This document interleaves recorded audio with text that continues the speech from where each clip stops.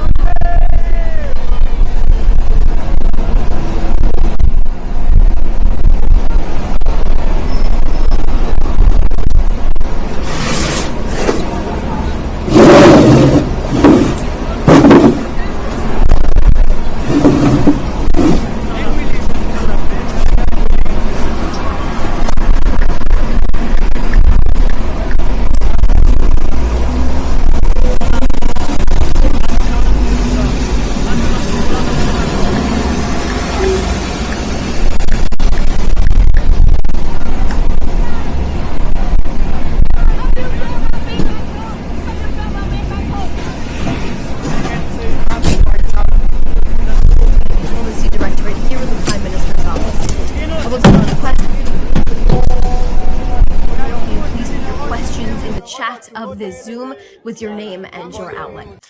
It is Sunday, October 19th, and today is the 744th day Hamas has continued to hold on to our hostages inside of the Gaza Strip.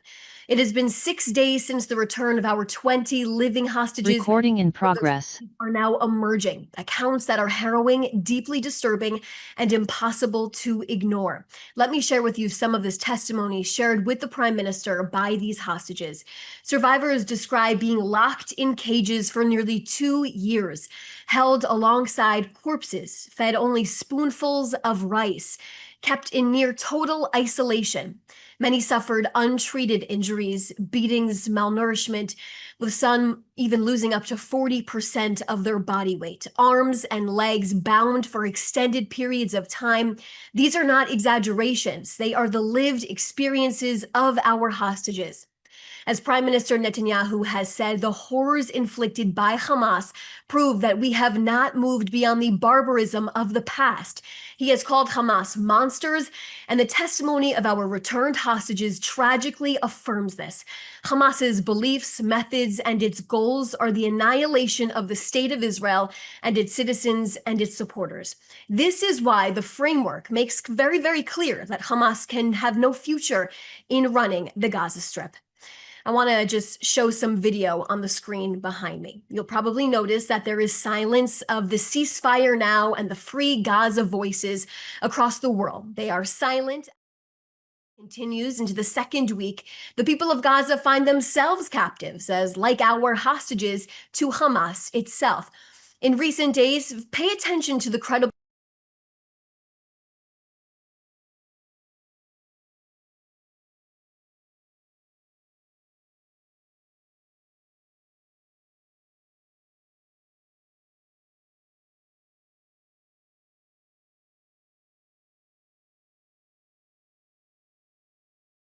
body beliefs.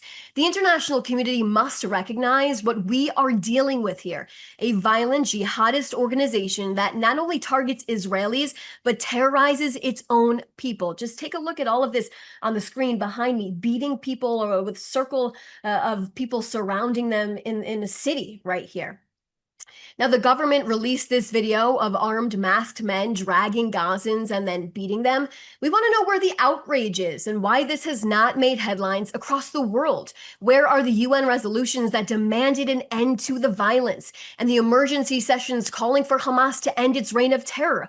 The silence speaks louder than words here. Today, the IDF announced terrorists fired an anti-tank missile and gunfire towards our troops operating in the area of Rafah to dismantle terrorist infrastructure, all in accordance with the ceasefire agreement. Now, in response, the IDF began striking in the area to eliminate the threat. Just before I came on here, we actually released a statement following Hamas's violation of the ceasefire that the prime minister held a consultation with the defense minister and the heads of the security establishment and instructed them to act forcefully against terrorist targets inside of the Gaza Strip. Now, as this savagery continues, so does our fight for the release of our deceased hostages. The 72-hour window, which Hamas agreed to under President Trump's plan that we're currently in, has expired, where the terror group was supposed to release all of our hostages at one time. It has expired by a week now. Now, just this morning, the prime minister demanded the release of all 16 of our hostages' remains that are in Gaza still. Over the weekends, Hamas released the bodies of 3 of our deceased hostages. Eliyahu Margalit, who was feeding his beloved horses on Kibbutz Nir Oz on the morning of October 7th, when he was murdered and his body was kidnapped into Gaza. And Ronen Engel, who was murdered while his family was in their home. He was defending them from terrorists that infiltrated their house on Kibbutz Nir Oz on the morning of October 7th. And just this afternoon, the body of a Thai hostage, Sontai Okarsri, was also identified. He was murdered on the morning of October 7th while in the orchards of Kibbutz Be'eri.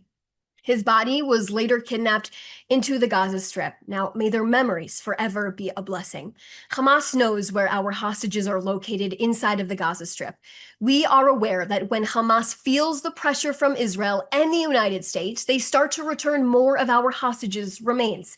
Let's reiterate the facts here. Hamas is required to uphold its commitments to the mediators, including President Trump, to return our remaining hostages as part of this agreement. The prime minister has made it abundantly clear there will be no compromise and Israel will spare no effort until all of our fallen hostages are home. There are 16 more hostages that need to be returned. Now, Prime Minister Netanyahu submitted for government approval today the permanent name of this war as the War of Redemption, in Hebrew known as Milchemet Hatkuma. It was approved by the government. It comes as Israel marks 2 years since a terrible disaster, where we remember how we started in times of tragedy and how we rose up dramatically on our feet, dynamically, and returned intensive war to our enemies.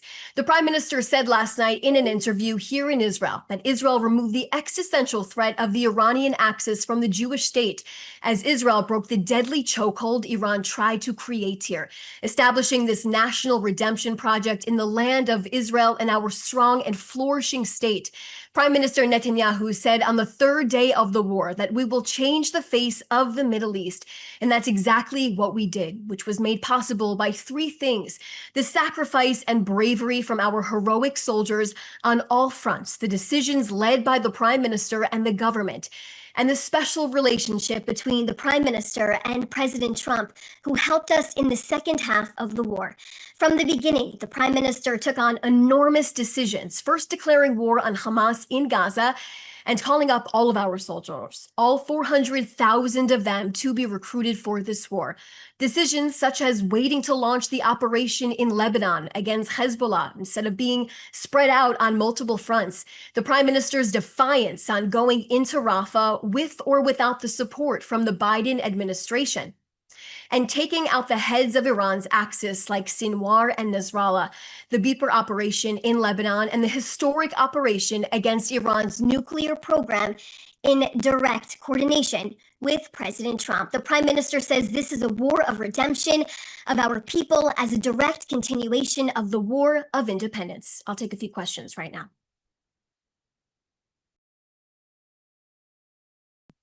So we have a lot of questions. Several journalists have many questions wrapped up in their responses. So I'm going to take just typically the top question or the top two from each reporter.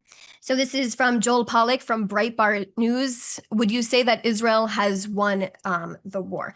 I laid out my answer to that, Joel, specifically talking about the incredible achievements that Prime Minister Netanyahu has gotten us to this point, all of the achievements inside of Gaza, when it comes to even the Houthis, when it comes to Hezbollah in Lebanon, in addition to Iran, the incredible achievements President Trump and Prime Minister Netanyahu got us to the point when it comes to Iran's nuclear system and program over there. So when it comes to your question, like I said, laying out all of the achievements that got us to this point in time where we are right now.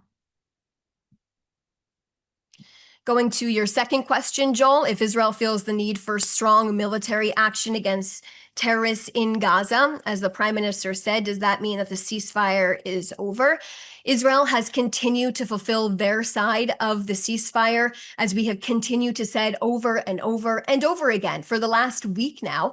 And I will point you to the direction of Hamas, who has still not released the bodies of all of our hostages. Remember, like we said at the beginning of the ceasefire, we were expecting all of our hostages to come out at one time, all 48 of our hostages. And here we are 1 week later, and we still have 16 bodies that we need to get back from Hamas that are still inside of the Gaza Strip.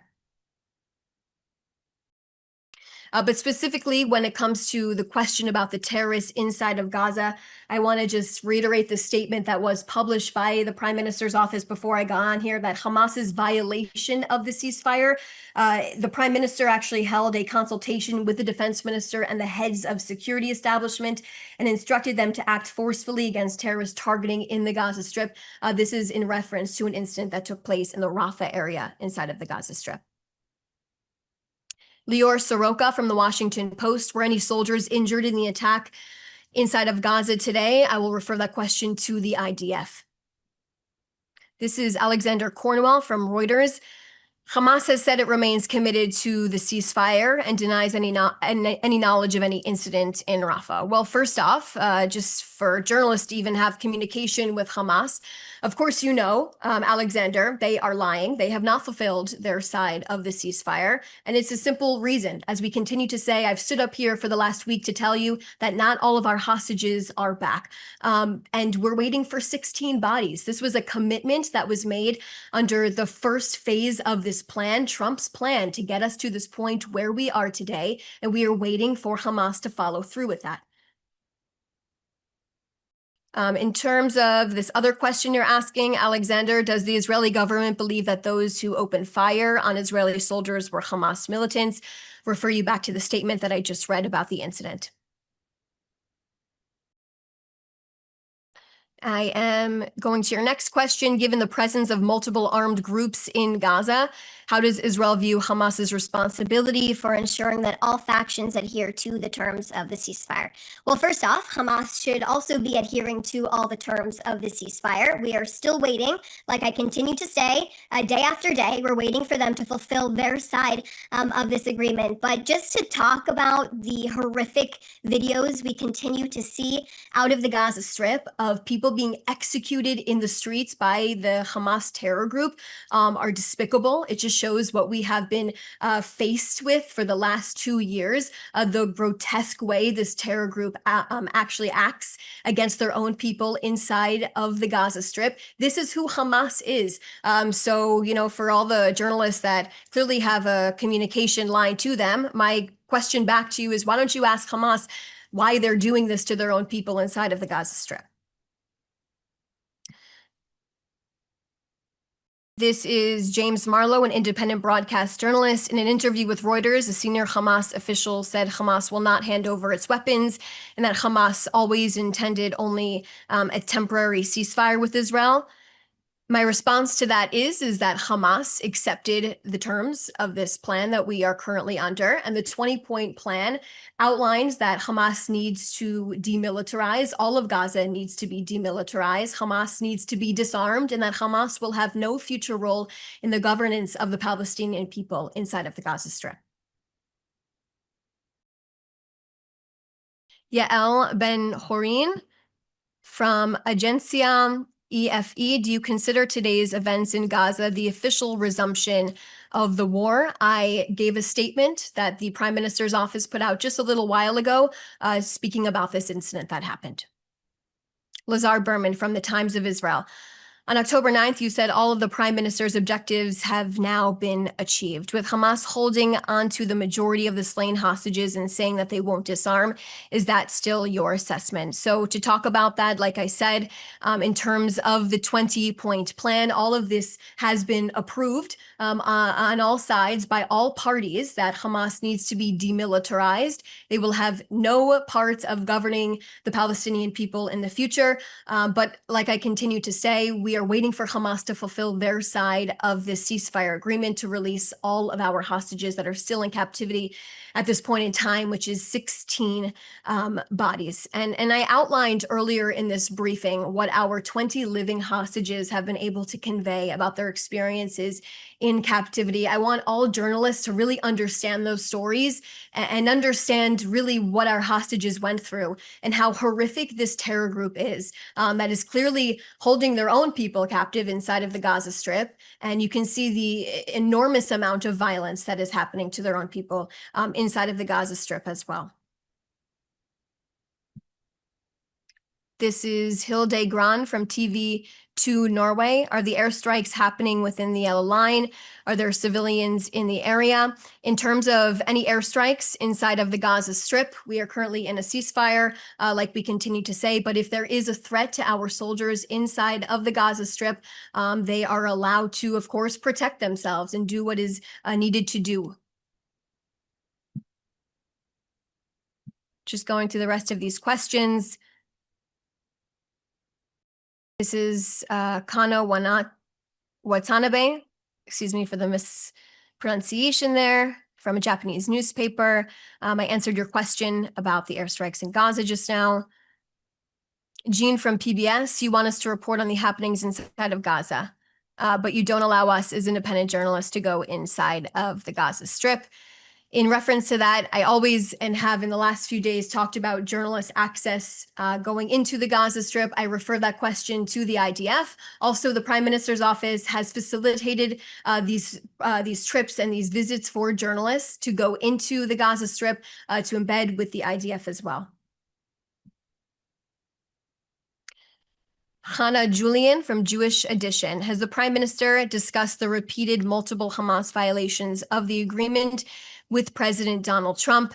I'll refer you back to my statement that I just said in reference to the incident that happened inside of the Gaza Strip with our IDF soldiers. But Israel and President Trump continue to put immense pressure on Hamas to release our remaining hostages day after day. We continue to do so. And Ellie Cook from Newsweek, can you confirm reported strikes east of Jabalia? I refer that question to the IDF as well. And Matthew Duran from ABC Australia, how many militia groups inside of Gaza is Israel supporting? And how does that undermine the prospect of stability inside of the Gaza Strip? Here's what I can provide you on that. Specifically, we know that Hamas needs to be demilitarized. This is what we continue to say over and over again. This is part of the 20-point plan. Hamas cannot have any part of the future of the Gaza Strip. We must completely get rid of them. And I refer, or I ask you to take a look at that 20-point plan. But like I said, the violence inside of the Gaza Strip is disgusting to watch. These Palestinians suffer. Here in Israel, we are scratching our heads as to where the outrage is. We want to know where the outrage is. For 2 years, people have been calling for a ceasefire, calling to free Gaza. And here we are at this point in time watching these horrific videos I just showed you on our screen, Palestinians being executed in the streets by Hamas, and the international community is silent. Okay, looks like those are the rest of the questions that I can see on my end. Thanks so much for everyone who joined us today.